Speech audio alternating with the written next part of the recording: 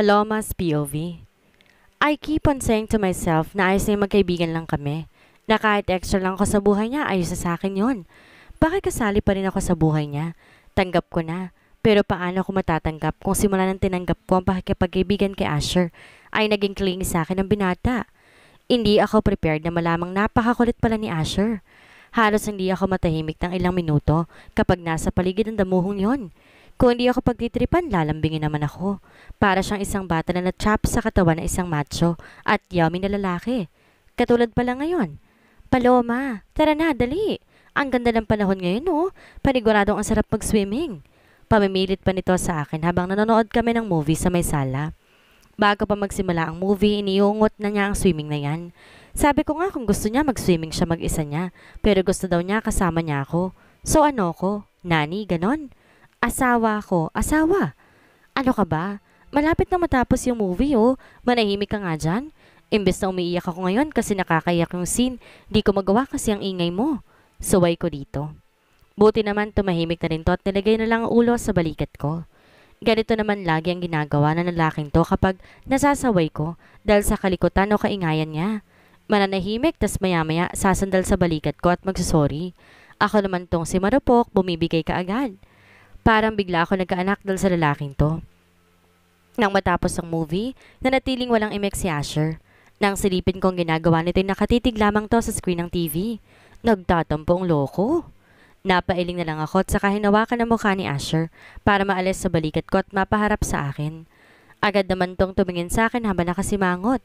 Nginitian ko naman to bago nagsalita. Swimming na tayo? Aya ko dito at ang loko. Biglang nagwanag ang mukha nang banggitin kong salitang swimming. Agad tong tumakbo, tinila ako pakit ng hagdan para magpalit. Halatang excited eh. Nang nasa tapat na kami ng kwarto, huminto kaming dalawa at papasok na sana sa loob para magpalit nang hawakan ni Asha ang braso ko para pigilan akong pumasok. Nang harapin ko siya'y seryosong itsura nito habang nakatitig sa akin, kaya napakunot ang noo ko sa pagtataka. Huwag kang magsusuot ng two-piece. Bilin nito bago naglakad papunta sa kwarto niya. Problema nun, baliw talaga. Tumuloy na ako sa pagpasok sa kwarto at bala ko sana magsuot lang ng spaghetti strap at shorts. Pero dahil naalala ko ang bili ni Asher, kinuha ko ang swimsuit kong itim na one piece pero napaka-sexing tingnan. Natatawa na lang ako habang sinusuot ko ang swimsuit na napili ko. Ano kaya magiging reaksyon ni Asher kapag nakita niya akong suot to? Matapos suotin ang itim na swimsuit, humarap agad ako sa salamin para alamin ko anong itsura ko. Baka mamaya mukha pala akong tanga habang suot to, di ba? Pero na makitang itsura ko, hindi naman pala ganun kasama. Kitang-kitang curve ng katawan ko dahil sa suot kong kapirasong tela. Tinali kong buhok ko ng messy bun. Tsaka nagsuot ng bathrobe bago pumunta sa may swimming pool area ng bahay. Agad ko naman nakita si Asher na nakababad na doon habang nakatitig sa akin. Halatang kanina pa ako hinihintay. Sa isang iglap, na-conscious agad ako sa itsura ko. Parang pinapanood kasi nito pati ang kaluluwa ko eh. Parang sinisilip ko nung suot ko sa ilalim ng bathrobe na suot ko. Nang makalapit ako'y umahon naman siya mula sa pagkakababad at lumapit sa akin. Muntik pang manginig ang tuhod ko na makita kong pamatay niyang abs. Shocks! Di ko alam kung dahil yun sa tubig pero parang nangingintab yata ang abs ni Asher. Ang sarap hawakan. Shining, shimmering, splendid. Umiling-iling ako para maalis ang agiw sa utak ko. Dahil sa abs ni Asher, nagiging makasalanan ang mata ko. Kasalanan talaga iyon ng abs niya. Oo, kasalanan yun ng six-packs niya. Ano, tatayo ka lang dyan? Tara na, ang sarap ng tubig. Nakangiti nitong ayat, saka binuhat ako at tumakbo papunta sa pool. Nang ma-realize kong gagawin niya, nagtitili ako habang nagpupumiglas. Habang ang damuhoy tawa lang ng tawa na mukha nag-e-enjoy sa reaksyon ko hanggang sa maramdaman kong tumama ang katawan ko sa tubig. Agad sana akong aahon pero agad ako nagpanik nang maramdaman kong namulikat ang paa ako at di ko to'y magalaw para makaahon. Mas lalo ko nataranta nang kumirot ang puso ko hanggang sa maramdaman ko ang isang braso na pumulupot sa bewang ko at iniangat ako paahon. Pagkaahon ko sa tubig, parang gripong bumuhos sa mga luha ko. Nanginginig ang katawan ko dahil sa takot sa nangyari. Bahagya pa rin kumikirot ang puso ko at kailangan kong kumalma kung ayaw ko mahimatay ulit. Muntik na yun. Muntik na ako malunod kung hindi lang ako sinagip ni Asher. Kung di lang to naging mabilis sa pagligtas sa akin, paniguradong malulunod ako at madaling papasok ang mga tubig sa puso ko. Pilit kong pinapakalmang sarili ko nang maramdaman ko na niyakap ako ni Asher. Dahil siguro sa kaba at takot, bigla ko nilang pinagkahampas ang likod nito at tinayaan niya naman ako. Shh! Sorry. I'm really sorry. That was supposed to be a joke. I'm sorry, Paloma. Bulong nito habang hinahagod ang likod ko. Parang isang mahika naman ang mga salita nito at unti-unti kumalma ako at nawala ang kirot sa puso ko. Nang tuluyan na akong kumalma, kumawala ako sa yakap niya at tinignan siya na masama. Bakas ang pag-aalala sa mukha nito at kung di ako nagkakamali may bakas ng takot sa mata nito ang pilit niyang itinatago. Natakot ako, alam mo ba yon? Panunumbat ko dito at mas lalo ko nakita ang guilt dito bago ito yumuko. Mas natakot ako. Hindi ko masyado narinig ang binulong nito pero sigurado ko na may sinabi ang damuho na ito. Ano yon? Tanong ko ulit. Aba, subukan lang nito na hindi sagutin ang tanong ko at isang buwan ko siyang di papansinin. Pero imbes sagutin ang tanong ko, nginitian lamang ako nito tsaka hinalikan ang noo ko. Gusto mo bang makaganti sa akin? Tanong nito habang nakangiti na nakakaloko. Sinimungutan ko naman to bago mabilis sa sumagot. Oo naman. Ngumiti itong muli tsaka huminga ng malalim bago lumubog sa tubig. Napakunot noon naman ako. Ano na namang kalokohan ang ginagawa ng isang to? Asher, hoy! Sigaw ko dito at saka lumubog din para makita ko ang ginagawa nito. At nagulat ako na makita kong nakanganga ang bibig nito na para bang nilulunok ang mga tubig na pumapasok doon. Agad kong hinawakan ng kamay nito. Iniahon pa itaas pero matigas ang ulo ng loko at hindi talaga nagpatinag. Sinasadya pa ng loko na magpalunod para makaganti ako? Hindi ba nito alam na mas lalo lang niya akong pag-aalalahanin? Asher, I swear, kapag hindi ka umahon dyan, di talaga kita patatawarin. Sigaw ko dito at mabilis pa sa 4:00. Na umahon to na para bang wala lang dito ang mga tubig na nalulok nito. Baliw ka talaga. Ano bang iniisip mo ha? Sermon ko dito pero nakatitig lamang to sa akin bago biglang tumawa ng napakalakas. Nagtaka naman ako sa reaksyon nito. Pinapagalitan na tumatawa pa rin? Baliw nga. Pero nung tignan ko kung anong tinitignan nito, doon ko lang na-realize na nakasuot pa rin pala ako ng bathrobe. Kaya agad ko itong tinanggal at ibinato sa tabi ng swimming pool. Nawala sa isip ko na ang sexy nga pala ng suot ko. Kaya nang tignan ko si Asher para sana sermonan ulit, nakita ko nakatulala na naman ito sa katawan ko habang namumula ang muka at tenga. Bahagya pa itong napalunok na mapatingin sa dibdib ko. Kaya pakiramdam ko na mula din ako sa hiya at aahon na sana pero magpalit nang atake nitong bewang ko at niyakap ako patalikod. Napasinghap ako dahil sa gulat sa ginawa nito. Kundi dahil sa matigas sa bagay na tumutusok sa likuran ko. Is that his birdie? Nararamdaman mo? Kaya ayoko magsuot ka ng mga ganyang damit dahil ayoko mawala sa sarili at makagawa ko ng isang bagay na siguradong ikakagalit mo. Bulong ni Asher sa tenga ko habang damang-dama kong init sa mga pisngi ko dahil sa hiya. Ilang araw na pero pakiramdam ko, namumula pa rin ang pisngi ko tuwing naalala ko ang nangyari sa may pool. Matapos kasing sabihin ni Asher ang mga salitang iyon, bigla na lang akong tumakbo palayo sa kanya at di na lumabas pa maghapon. Hindi rin kami sabay kumain tulad ng dati dahil bumababa lang ako kapag alam kong wala na doon si Asher at natutulog na. Ewan ko ba? Ilang na lang ako sa kanya at the same time naiiya din. Ngayon nag-impake na ako ng mga damit dahil ngayon ang uwi namin ni Asher sa aming bagong tayong bahay. Excited na ako makita ang disenyo nito at the same time, kinakabahan. Dahil ngayon lang ulit kami magkikita ng binata. Dahil sa loob na titirang 3 araw namin dito, wala akong ginawa kundi ang iwasan siya. At mukhang nahalata naman yun ni Asher at lumayo na lamang din. Pagkatapos ko mag-impake, agad ko yung hinila palabas ng kwarto at ibinaba sa may sala. Agad na binundol ng kaba ang puso ko na makita ko si Asher sa paran ng hagdan na nakatayo at naghihintay sa akin. Nakatalikod to sa gawi ko at nang marinig ang mga yabag ko. Agad tong lumingon at tinulungan ako sa maletang dala ko. Napansin siguro nitong nahirapan akong dalhin yon dahil sa bigat. Ito lang ba ang dala mo? Tanong nito na parang walang nangyari. 3 araw na nakakalipas. Parang di ko siya iniwasan at iniwan sa may pool. Bigla ko nahiya nang malala ko ang mga pinagagawa ko. Parang napaka-childish ng ginawa ko nang iwan kong parang tanga si Asher sa may pool na mag-isa. Pero mukhang di malang to nagalit sa ginawa ko. Nawala ako sa iniisip ko nang bigla, iwinigayway ni Asher ang kamay niya sa harap na mukha ko. Hey, Paloma, I'm asking you kung ito lang ba ang dala mo? Tanong ni Asher kaya agad akong tumango at pinag-isipan kung ngayon na ba ako magsasorry sa ginawa ko. Malamang, ano, patatagalin mo pa ganon? Hanggang makasakay kami sa kotse, hindi ko nasabi ang gusto kong sabihin. Nang tingnan ko ang mukha ni Asher, maaliwalas yon. At parang di naman to nagdamdam sa ginawa ko. Habang nasa biyahe, gustong gusto kong tanungin kay Asher kung saan nakatayo ang bahay namin dahil wala naman akong kaide-ideya. Kaso naiya ako magtanong dahil hindi pa naman ako nagsasorry, so technically hindi pa kami ayos. Malay ko bang bumalik na siya sa dati na hindi namamansin dahil sa ginawa ko? Kanina ka pa parang may malalim na iniisip. Ayaw mo ba ako makasama? Gusto mo bang umalis ako dito sa loob at mag-commute? Bigla nitong tanong sa gitna ng katahimikan na namamagitan sa amin. Ngayon na lang may namagitan sa amin, katahimikan pa. Gusto ko sana magbiro at sumagot ng oo para pagalin ang atmosphere, pero alam kong gagawin talaga nito ang suhestyon nito dahil lang sa sinabi ko. Ganon kauto-uto si Asher. Sorry. Kusang lumabas sa bibig ko ang salitang iyon at mukhang mali ang pagkakaintindi ni Asher ng sorry ko dahil hindi mo na ito sumagot. Ayos nang. Alam ko namang marami kang iniisip. Hindi ko na siya pinatapos magsalita at agad nang tinama ang iniisip nito. No, what I mean is, I'm sorry sa pang-iwan ko sa'yo sa pool a few days ago. Halos pabulong kong sabi. At halos ilubog ko na ang sarili ko dito sa passenger seat sa sobrang hiya. Ngumiti naman to at saglit akong tinignan dahil nagda-drive ito. Ayon ba? Wala na yon.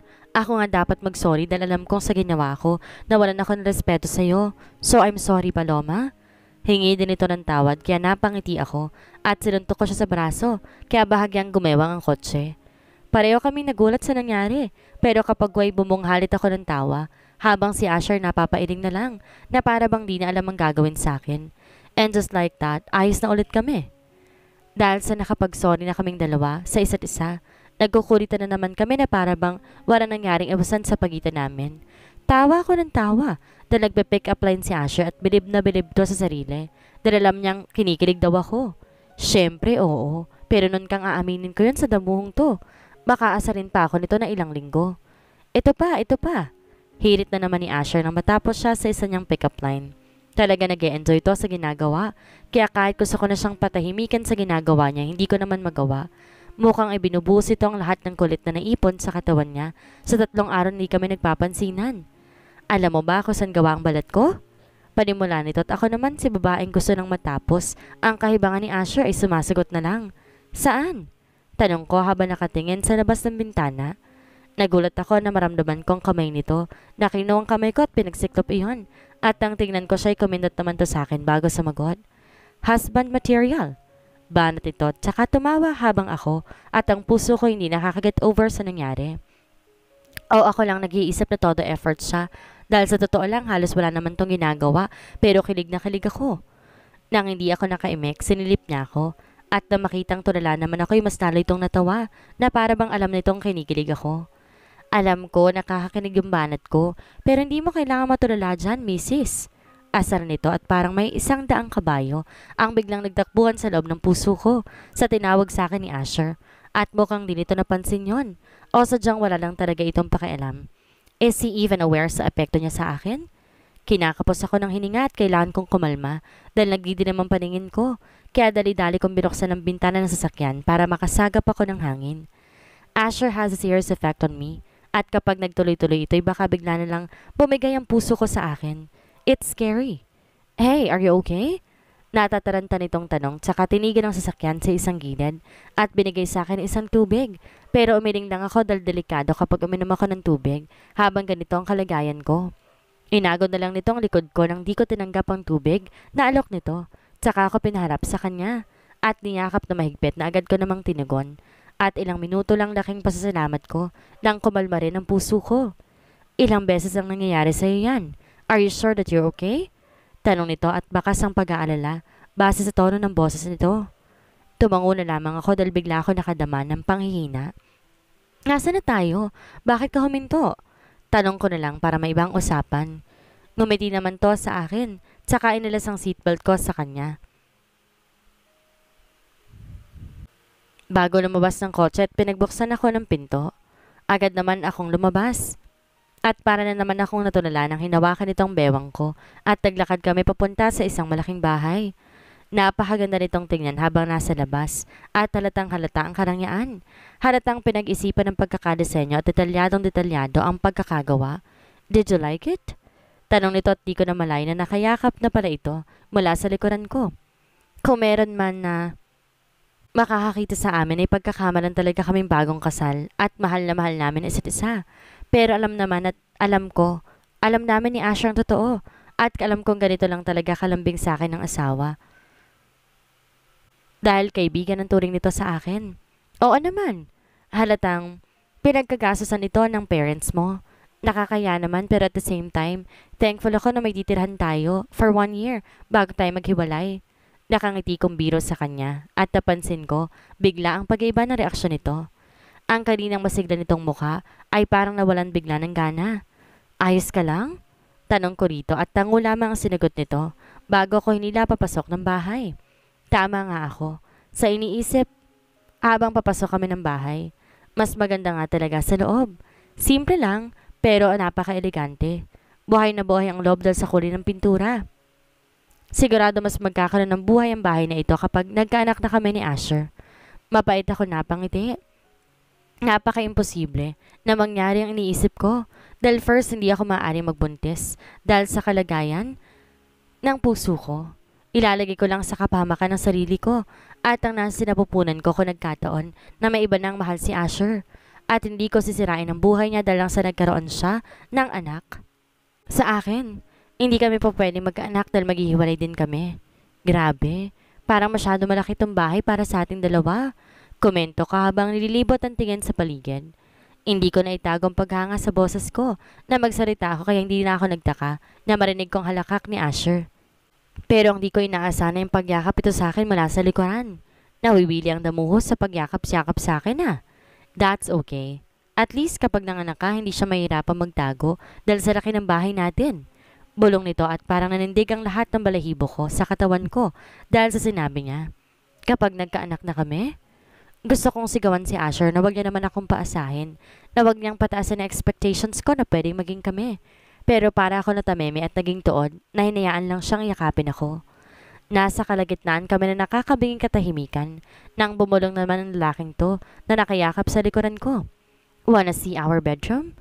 And for the second time, nanindig na naman ang mga balahibo ko sa katawan at para may kuryenteng dumaloy mula sa kamay ko papunta sa puson ko. Di ako nakapagsalita at mukhang naniniwala ata si Asher sa kasabihang silence means yes. Dahil masuyo niya akong nila papunta sa kwarto daw namin. So ano, mag-share na kami ng kwarto na hindi naman namin ginawa noon sa rest house? Nang makarating sa silid ay mas lalo naman akong namangha. Triple ang laki nito sa kwarto ko, doon sa may bahay bakasyunan. Para bang nasa isa kaming hotel at naka-check-in sa isang presidential suite sa sobrang gara ng kwarto. Halatang pinagkagasasan ng bawat gamit sa loob at wala kang maipipinta sa sobrang linis at ganda.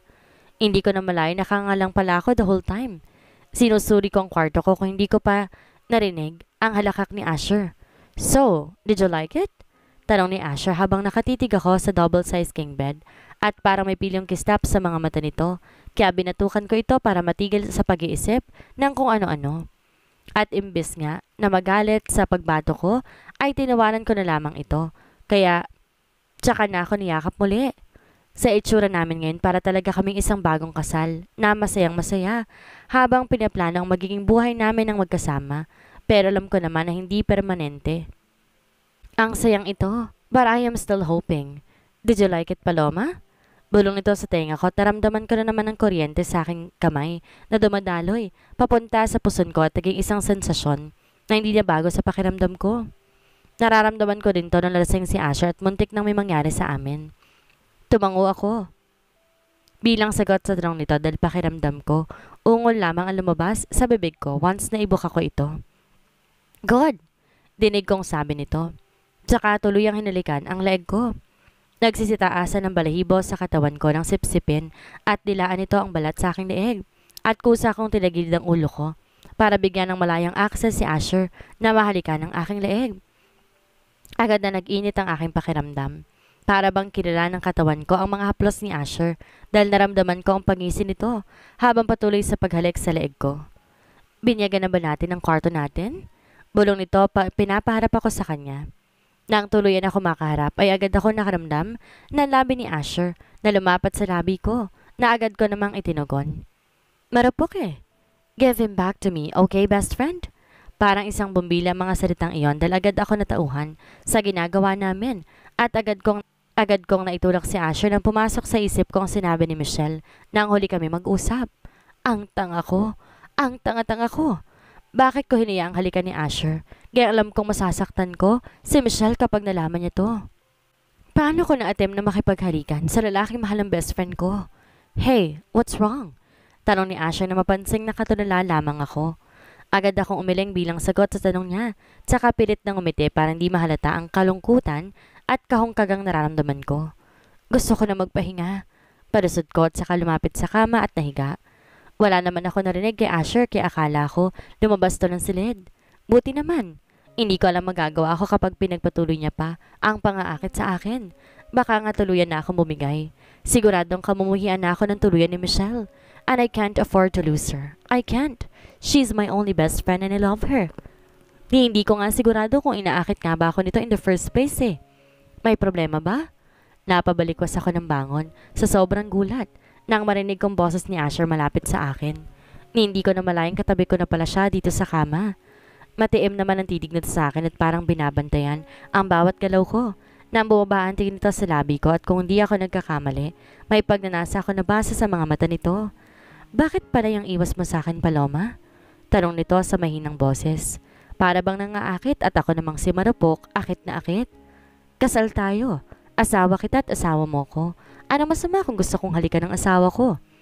Patuloy nito at napalunok lamang ako sa husky nitong boses. Napaka-sexing tingnan ni Asher habang dahan-dahan lumalapit sa akin dito sa kama. Pero dahil sobrang laki ng kama at kasya ata ang 10 katao, malaya ko nakakaiwas sa bawat lapit ni Asher at mukhang napapansin ng binata. Dahilan para hilahin niyang braso ko at ipaniid ako sa kama. Tsaka ako kinababawan. Anong problema mo, Paloma? Hindi ba ako gwapo? Hindi ba ako macho sa paningin mo? Kulang pa ba ang kakisigan ko para sa'yo? Tanong nito at kapansin-pansin na sobrang dilim ng aura nito. Halatang may gusto tong gawin, pero pilit lamang na nagpipigil. Para bang gusto na nitong manuntok pero hindi magawa. Nakakatakot ang itsura ni Asher pero hindi ko alam kung bakit di ako natatakot. Nanginginig dahil sa gulat oo pero takot? Wala ako maramdaman. Siguro dahil alam ko na hindi ko magagawang saktan ni Asher. Malaki ang tiwala kung hindi niya ako sasaktan. Asher, bitiwan mo ko. Utos ko sa kanya. Pilit kong pinatigas ang boses ko para malaman niyang seryoso ko. Pero imbes na umalis sa ibabaw ko para makatayo ako, mas dumapit pa siya sa mukha ko kaya amoy na amoy ko ang mabango nitong hininga na tumatama sa mata ko. And why would I do that, wifey? Talong nito sa nangaasar na tono kaya tiningnan ko siya ng masama at ang lokong umisi lamang na nakakaloko sa akin. Ang bigat mo kaya? Angal ko. Kunwari, di napansin ang endearment niya sa akin.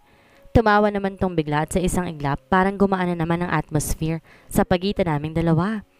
Ang tawa lang talaga ni Asha ang may kakayahan na pagaanin ang lahat ng bagay. Para kang baliw. Ano na lang sasabihin ni Michelle niyan? Pangaasar ko sa kanya nang bumilis ito sa pagkakaibabaw sa akin. Hindi yon. Bulong nito, tsaka ko muling hinalikan sa labi bago nagkukumahok na tumakbo palabas ang silid. Nagulat man sa ginawa nito ay napailing na lamang ako nang maramdaman kong aking puso na todo kabog na naman. Baliw talaga. Pero mas baliw ang puso ko na asang-asa na naman na baka may happy ever after kami. Pero sigurado namang wala na masama kung umasa ko, di ba? What are you doing here? Bigla ako napatayo nang marinig kong sigaw ni Asher. Mukhang nasa sala ito kaya nagmamadali kong sinuot ang tsinelas ko dahil malamig ang tiles. Tsaka ako lumabas ng kwarto para tingnan kung ano ang nangyayari. Habang pababa ng hagdan, kitang-kita ko si Asher. Madilim ang mukha habang nakatitig sa isang babaeng mahaba ang buhok.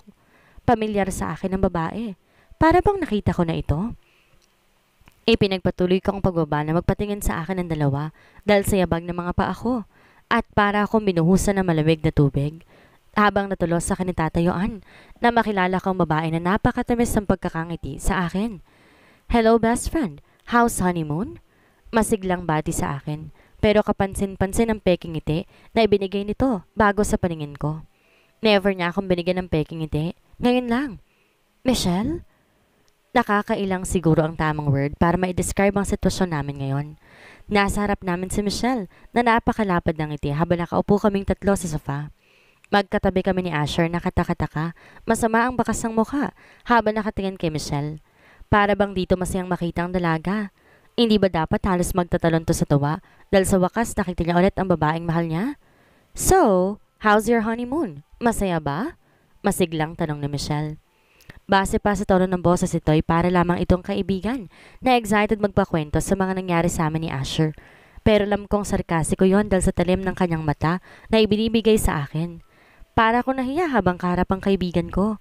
Pakiramdam ko tinraidor ko siya. Nangako kong ilalakad si Asher kay Michelle. Kahit na ba parang di na kailangan yon. Dalalata namang sila na dahil sa usapang narinig ko noon. Ang tanong, bakit parang di naman masaya si Asher na nandito ang mahal niya? Nang di kami nakaimek ni Asher sa tanong niya, ay bigla itong bumaling sa akin. Napakasarkasiko ng ngiti nito na napakasikip sa puso ko. Di ako sanay na makitang ganyan ng pagkakangiti sa akin ni Michelle. Ikaw, Paloma, nasarapan ka ba? Naikama ka na ba ni Asher? Kamusta? Baling nito sa akin at pakiramdam ko'y nanlalamig ang buong katawan ko sa tanong nito. Kung makatingin to sa akin, parang nakatingin to sa pinakamaduming basura na nakita nito. Michelle, respect my wife or get out of our house. Madilim ang mukhang sabay ni Asher pero para namang naging isang maamong tupa si Michelle at naglalambing na tumayo mula sa pagkakaupo tsaka lumapit kay Asher at umupo sa kandungan nito. Para nag-init ang ulo ko sa nakita. Bigla ako nakaramdam ng urge na hilahin si Michelle palayo kay Asher sa asawa ko pero pinigilan ko lang ang sarili ko. Wala pa rin akong karapatan at alam ko magagalit silang dalawa sa akin kapag ginawa ko yun. Extra lang naman ako dito eh. I'm sorry, honey. I was just irritated na hindi ako po pwedeng sumama sa inyo. I mean, sa papel lang naman kayo kasal, diba? So bakit kailangan na may honeymoon pa? Angal ni Michelle habang nakapulupot ang mga braso sa leeg ni Asher. Parang pinipiga ang puso ko habang nakatingin kay Michelle na nilalambing si Asher. Iyon ang mga bagay na gusto kong gawin kay Asher pero wala akong karapatan. Ngayong nandito na si Michelle, ano nang mangyayari sa akin? Hindi nagsalita si Asher bagkos.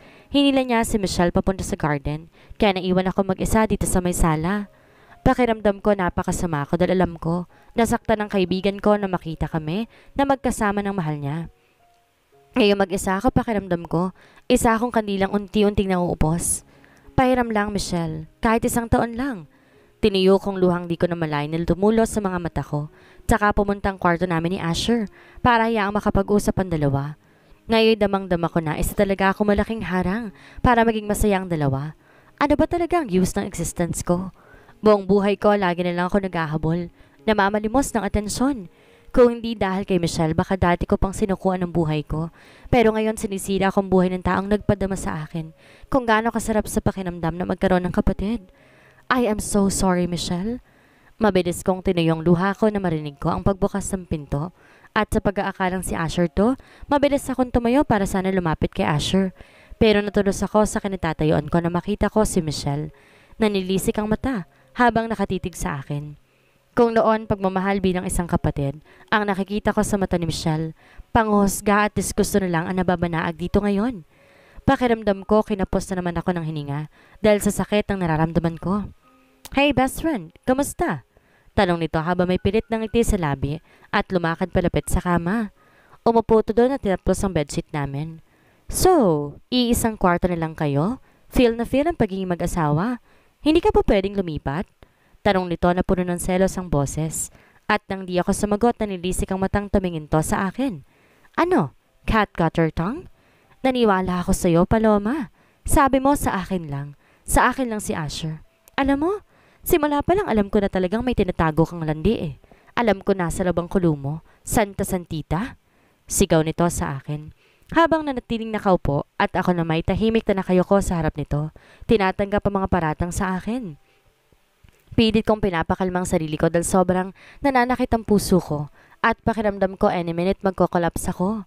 Ayokong mawala ng malay sa harap ni Michelle. Ayokong kaawaan.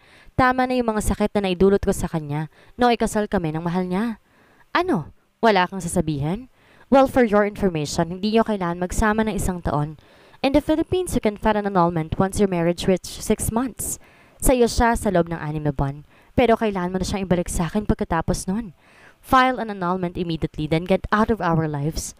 I should have known better than be friends with you. Sabi nito at saka naglakad palabas ng kwarto, habang ako'y nanatiling nakapikit at pilit pinapaintindi sa sarili ko ang nangyayari. lahat ng masasakit na salitang sinabi niya sa akin ng kaibigan kong tinuring ng kapatid. Yung taong palaging nandyan para sa akin noon pero sinaktan ko lang. Ayos lang. I understand her. Tiniraydor ko siya pero masakit pa rin. Napaluhod na lamang ako nang di ko kinayang panalambot ng tuhod ko at tuluyan na akong bumigay at napahagulhol na lamang. Ganito pala kasakit masabihan ng malandi ng best friend mong tinuring mo bilang kapatid. Yung kasangga mo sa lahat ng problema, yun pala ang tingin sa'yo. Yung akala ko kasama ko, talikuran man ako ng mundo ay pagsisihan. Yun pala naging kaibigan niya ako. Pero siguro galit lang siya. Gano'n naman ang tao eh. Nakapagsasabi tayo ng mga bagay na hindi natin pinag-iisipan kapag galit tayo. Siguro di lang talaga nagustuhan na kasama ko sa isang bayang lalaking mahal niya at kasal pa sa akin. Nasaktan lamang siguro siya. Di yan naman siguro sinasadyang sabihin yon. Magkakaayos din kami ni Michelle. Kailangan ko lang i-distansya ang sarili ko kay Asher para hindi yun pag-ugatan ng galit ni Michelle sa akin. Hindi na kami mag-aaway kung lalayuan ko si Asher at hihintayin ko pang 6 months para makalaya siya sa akin at makasama niyang kaibigan ko. Wala na akong pakialam sa feelings ko. Tama naman nang minsan na ako naging selfish para sa sarili ko. Tama nang sinida kong buhay ng 2 taong minahal ko ng sobra para sa sarili kong kaligayahan. Meron pa akong kulang-kulang 5 buwan para makasama si Asher. At susulitin ko na lang ang mga panahong kasama ko pa siya. At pagkatapos nun, gagawin ko ang pinangako ko kay Michelle. Aalis na ako sa buhay nila at magpapakalayo-layo. Sisiguraduhin ko na after 6 months, magkakaroon na masayang buhay ang 2 pinaka-importanting tao sa akin. Hanggang kailan kaya magpapakamartir si Paloma para lang mapasaya ang 2 taong importante sa kanya? Ituloy kaya niyang planong pag-alis after 6 months o ipaglalaban niyang karapatan niya bilang legal na asawa ni Asher? Yan ang ating aalamin sa susunod nating kabanata.